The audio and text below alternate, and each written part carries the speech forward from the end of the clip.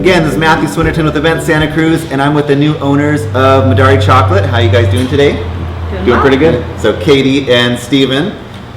So we're doing a short interview here, but I want to, even though it's short, I want to find out who you guys are. So, okay, you guys are the new owners as of when of Midori Chocolate? Very recently. Very recent, like weeks, a month? Yeah. 3 days ago officially. Yeah. Are you serious? Yeah. Okay, so 3 days ago, so this is big news here. Yeah.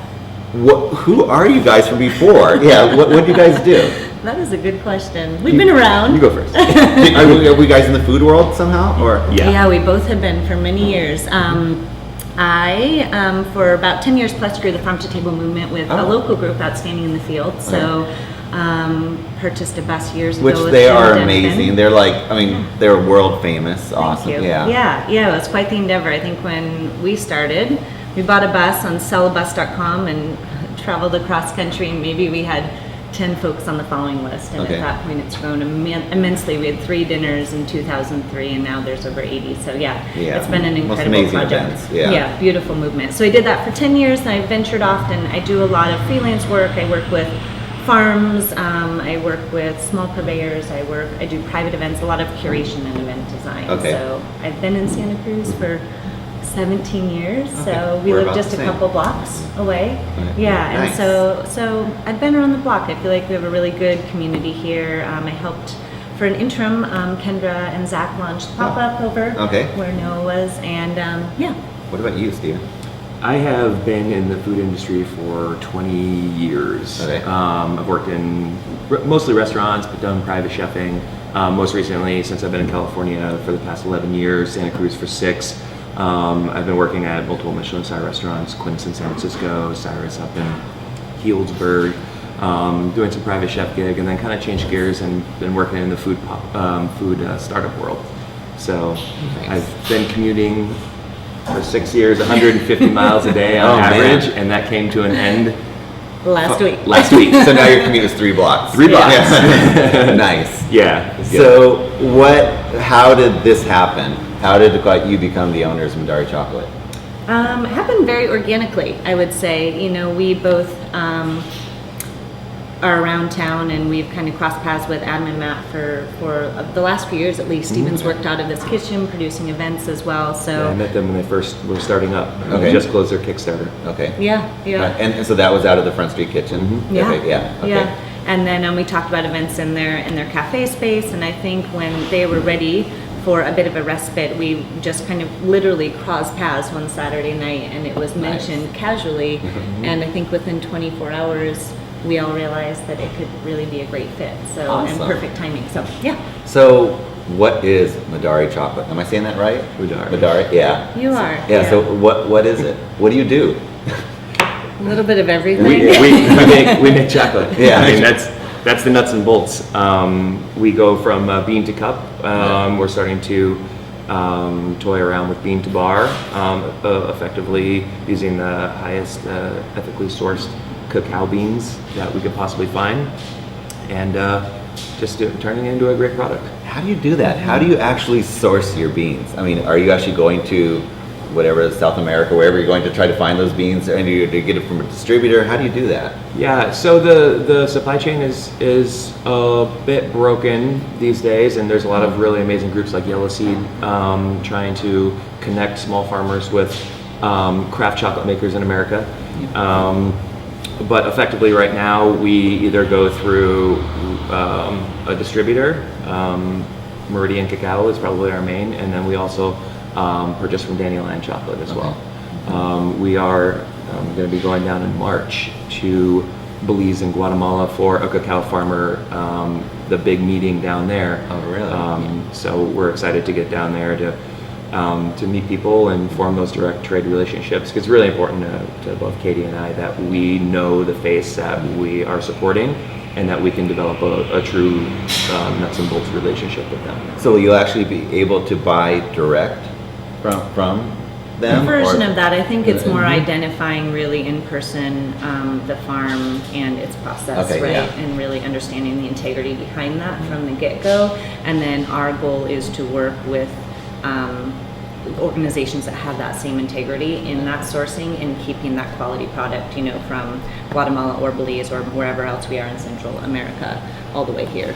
Yeah, transparency is probably one of the hardest things to have in this industry, and at least on the front end, and in some cases on the back end as well. But so being able to go in and see these folks and you know, hopefully get a chance to actually harvest with them and build that connection, it should.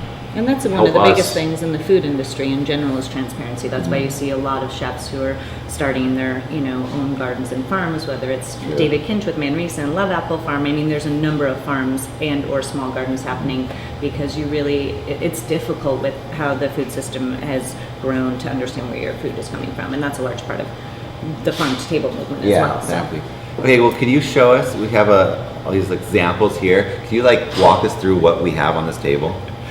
Yeah, sure. What is all of this? This is where's the Hershey bar? Okay, Hershey. Well, this is the version of Hershey bar. So according to the FDA standards, in order to call something chocolate, it only needs to contain 11% chocolate. Okay. Crazy. Which is sad. So when you get a Hershey bar, pretty much it's probably just. It's 11%. not even chocolate. Yeah. It's you know, mostly sugar and then cocoa butter. So we don't have sponsors. Okay. So we're the only one. We're the only one in Santa Cruz that actually takes the product all the way through from bean, which this is beans from. This is our favorite bean right now. Okay. I'm gonna hug it. This bean's from Vietnam, fromIen Giang, and it comes in this bag right here, and this is what it looks like inside. So is that exactly what it looks like? There's not like a shell on it or anything? This actually has the shell on it. Oh, it does? Okay. Yep. And so, no, these are raw. Yeah. And so these are the fermented cacao beans. So they come out of the pod. They have a white mucilaginous coating on them. Then they get fermented. That coating essentially can be peeled off and used for other things and then melts off. Then they're dried. And then after this, we go ahead and we roast. And after we roast, we cool them, and then we do a process called winnowing. And winnowing effectively removes the shell. The shell, which is really thin, surprisingly thin actually. And it'll depend on varietal. These are Trinitario variety, which tend to be in the middle of being really super flavorful, but also chocolatey at the same time. And then that removes the husk, which then we get the nib. And so this is the nib, and whenever you see, you know, cocoa nibs or whatever at any store or on any dessert, that's what it is. Okay. It's the roasted, winnowed, unprocessed cacao. And then from this, it goes into a melanger, and out of the melanger, so a melanger is essentially a granite slab with two granite wheels that spins and has paddles. So as it's processing and smoothing, it's also integrating or incorporating air, and it's really, really good for essentially letting off the volatile qualities like acetic acid and so on and so forth, which are really prevalent in cacao. Then after it comes out of the melanger, it gets poured out and then hardened. This is all completely bloomed, and bloomed just means that it's an unstable cacao, but it's still really delicious. Okay. And then from here, there's two different places you can go with it. Actually, there's a lot more than that, but two that we focus on. Our main one would be to have it shredded and then put into our drinking chocolate, so our hot chocolate or our sipping chocolate, depending on the cacao percentage. And then we're really starting to mess around with 2-ingredient only chocolate bars. Wow. So it's only cacao and organic sugar. Organic cacao, organic sugar, that's it. So there's a lot of amazing challenges within that. Wait, is this wrong? Because, no, that's fine. We haven't stabilized it with the additives. Okay, can I try a Just try a piece? little, Yeah. just try a little. No, I really actually don't like chocolate until I've had their chocolate, actually. and that's actually totally true. Yeah, so I will try it. So how can people partake of your chocolate besides interview you? Yeah. Come on in. Yeah, come on, yeah. Oh, that's actually really good. It's tasty, That doesn't right? taste like a Hershey bar. Yeah. It's definitely not Hershey. Who doesn't want this for breakfast? That's so good. Yeah, so how do they go online? Do they go to this location? Where are we going to find you? Where are we? Yeah. There are, still enjoying the chocolate, a number of places. So this month, we're actually launching Valentine's Day. We're hosting a pop-up at Front Street Kitchen, which Adam, the founder of Mutari Chocolate, has built out, and it looks beautiful. It Beautiful. This bar we're at right now is all made from refurbished doors. The whole space is made from old used wood. So we're going to be here on Saturdays and Sundays, 11 a.m. to 9 p.m. Yeah. and it'll be sort of our traditional sipping cafe. Stephen, with his background, we're probably going to infuse a little bit of savory food, so that'll be. Yeah, we'll get some stuff Oh, in there nice. at some point. Not for Valentine's Day, but for the following But week. Definitely. yeah. Yeah. And so we'll be doing this for at least a month. We'll see how it takes. And really our goal with the pop-up is to continue to have some time with the community. So we didn't want to just disappear from the old space. Yeah. But in the meantime, we'll continue to grow things and really work on sealing the deal with our chains for receiving beans. And then I think at that point, we're going to play around with bars and a few other things. Yep. And folks can also go online to mutarichocolate.com and order the sipping chocolates or the hot chocolates or the Valentine's Day gift packs or Great. Okay. whatnot. So we'll have a link at the bottom of the video or on the Facebook, YouTube, wherever it is. We'll have a link to that so you can get that.